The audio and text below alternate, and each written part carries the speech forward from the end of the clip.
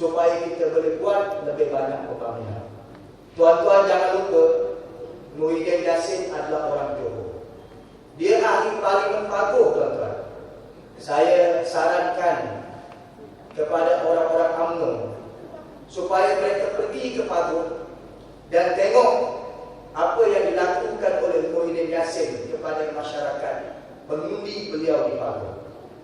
Bekalan api, bekalan air, jalan raya dan pembangunan rakyat dalam kawasan Parlimen beliau. Beliau kena suruh, kena tengok diri beliau dulu sebelum beliau nak menyalahkan negeri-negeri yang ditakbir oleh Pakatan dia. Dia jangan lupa, ketika dia menjadi Menteri Besar Johor, penderoka Felda, saya percaya ada dalam dewan ini. Ketika dia menjadi Menteri Besar, dia meluluskan pembangunan Felda Cahaya Baru Masa. Kononnya mahu menjadi jutawan segera, mendapat pampasan 1,3 juta. Saya bawa penderoka Felda baru-baru ini ke Parlimen. Mereka berjumpa dengan Datuk Seri Anwar Ibrahim. Mereka berjumpa dengan Tuan Guru Haji Abdul Hadi Awang, Presiden PAS. Mereka serah memorandum tentang nasib penderoka Felda Cahaya Baru. 18 tahun tuan-tuan menunggu wang 1,3 juta. Wang mereka tak dapat.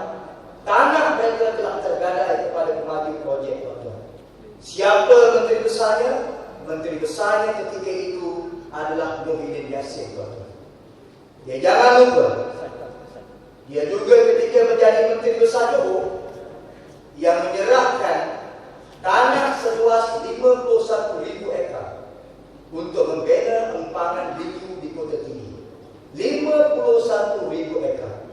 Kita pun tak tahu hasil balak di kawasan itu, berapa premium ataupun cukai yang dibayar oleh Singapura, berapa yang dibayar oleh Singapura kepada kerajaan Malaysia. Tetapi itu zaman Muhyiddin Yassin menjadi Menteri Besar. Muhyiddin juga jangan lupa tentang nasib Pulau Batu Putih. Ketika dia menjadi Menteri Besar Johor, pemuda PAS mahu mencacapkan bendera Malaysia apabila Singapura nak dapatkan Pulau Batu Putih. Ketika nelayan-nelayan mahu menangkap ikan di pulau itu, dihalang oleh Marine Singapura. Kita ditangkap oleh pihak polis. Muhyiddin Yassin mengatakan ketika itu tahun 1993, dia kata langkah mayat UMNO kalau Singapura nak ambil Pulau Batu Putih. Hari ini mana pergi Pulau Batu Putih, tuan-tuan? Pulau Batu Putih telah pun kalah. Malaysia kalah di ICJ.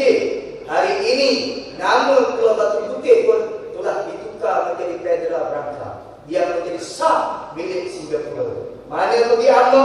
Mana pergi pemuda UMNO? Dan mana pergi Muhyiddin Yassin, tuan-tuan? Sebab itu, kalau Muhyiddin Yassin nak bercakap soal Kelantan, soal Kedah, soal kemunduran kerajaan-kerajaan Pakatan Rakyat, dia kena suluh sejauh mana pembangunan di negeri-negeri Barisan Nasional. 3 hari lepas saya di Sabah, tuan-tuan. Saya berada dengan rakan-rakan Pakatan Rakyat di beberapa daerah di Sabah. Saya berada di Sepangga, saya berada di Kota Belud, saya berada di Kudat, saya berada di Kota Kinabalu. Saya bersama dengan Datuk Kalakau Untul yang juga bekas Timbalan Menteri yang hari ini menjadi ahli pimpinan tertinggi PKR. Bagaimana kita masuk ke kawasan-kawasan pedalaman? Kalau mereka bercakap hari ini keluar dalam surat khabar bahawa negeri Kelantan mempunyai bekalan air yang sangat kotor. Tuan-tuan, sebahagian besar kawasan Sabah air pun tak ada lagi, bekalan elektrik pun tak ada lagi, tuan-tuan. Jalannya masih tanah merah, tuan-tuan. Tertinggal daripada Malaysia, daripada Semenanjung 20 tahun ke belakang, tuan-tuan.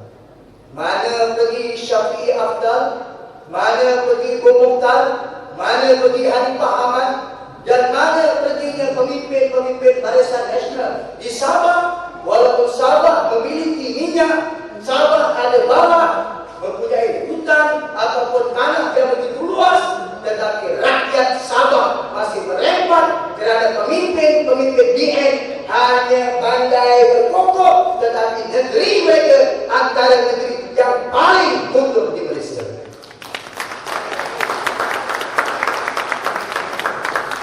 Saya cabar mereka, kalau mereka menuding jari kepada negeri Pakatan Rakyat, kononnya pemimpin Pakatan Rakyat gagal. Ini negeri Johor, tuan-tuan. Saya boleh bawa mereka ke Kota Tinggi, ke daerah Pengerang, ke daerah Gresik, hatta di kawasan-kawasan pemimpin utama BN, Parlimen Pagoh, kawasan Mereka Kasih, ataupun kawasan Gani Osman di Ledah, terdapat masih ramai rakyat yang masih miskin, yang mengharapkan ihsan daripada rakyat, daripada Jabatan Kebajikan Masyarakat, yang setengah-setengah tempat, tuan-tuan, termasuk kawasan yang hampir dengan tempat kita, Belda, Taib Anda, selalu keputusan bekalan air. Saya cabar mereka, kalau mereka duduk negeri Pakatan Rakyat, mereka buktikan negeri PN, tolong selesaikan masalah bekalan air dan kehidupan rakyat miskin ini di Johor. Dan saya cabar mereka untuk mereka lihat kepentingan rakyat, khususnya di kawasan di tengah-tengah bandaraya Johor Bahru. Berapa luas tanah dan kepentingan stegan-stegan Johor Bahru yang hari ini tanah-tanah strategik ini telah dirampas oleh kerajaan ini. Dan sekarang ini, tuan-tuan, sekurang-kurangnya 7 kampung sebahagian besarnya orang Melayu di tengah-tengah bandaraya Johor Bahru yang telah menerima notis untuk dihalau keluar tanpa sebarang perampasan. Muhyiddin Yassin, tolong selesaikan kalau dia bercakap atas sentimen Melayu.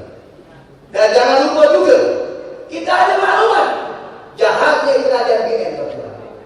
Terdapat tanah-tanah kaum Tionghoa, antaranya di kampung Melayu Sedenang.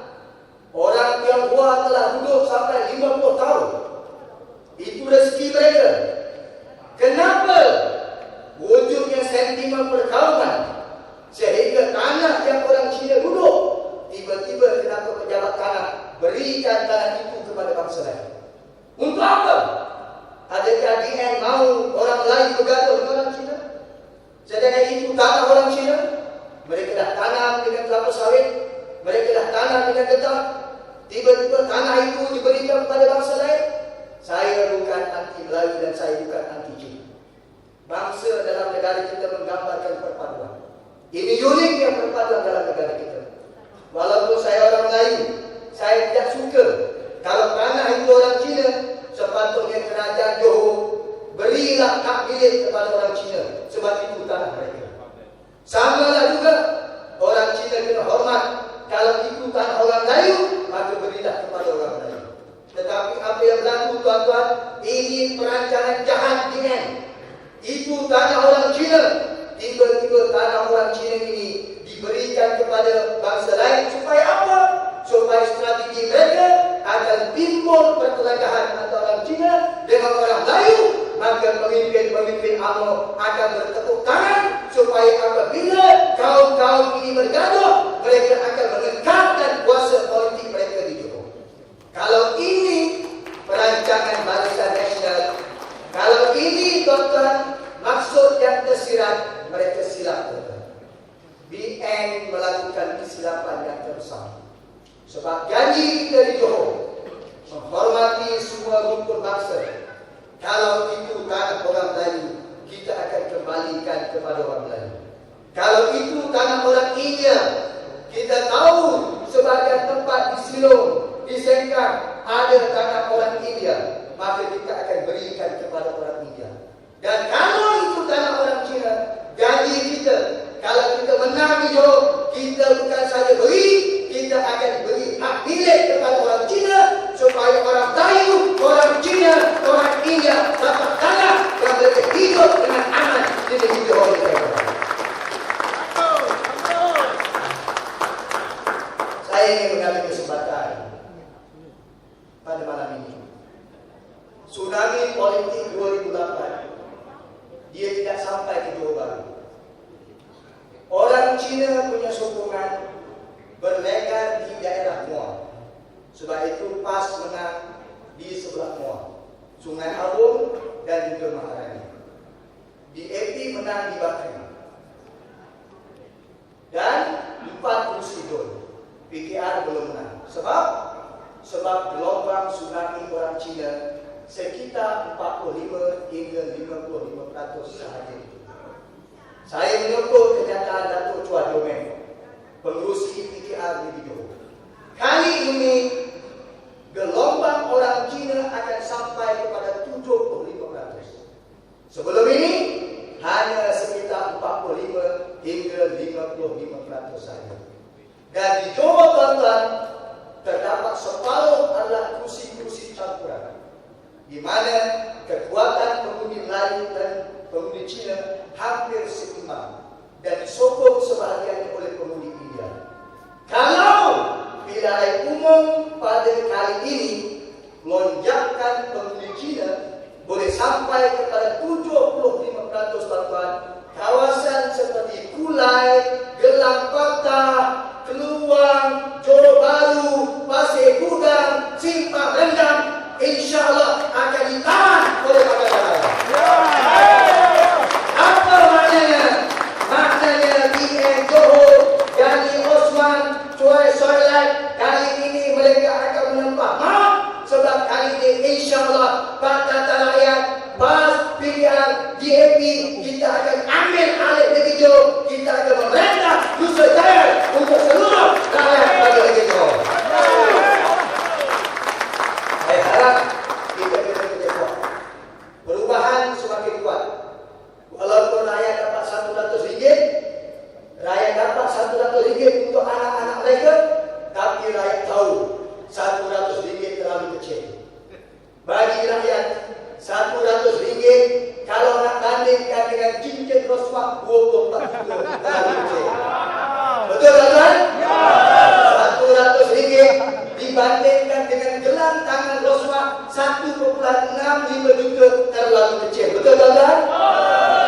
RM100 berbandingkan beg tangan roswah harganya RM92,000 hingga RM391,000 terlalu kecil. Betul tuan-tuan?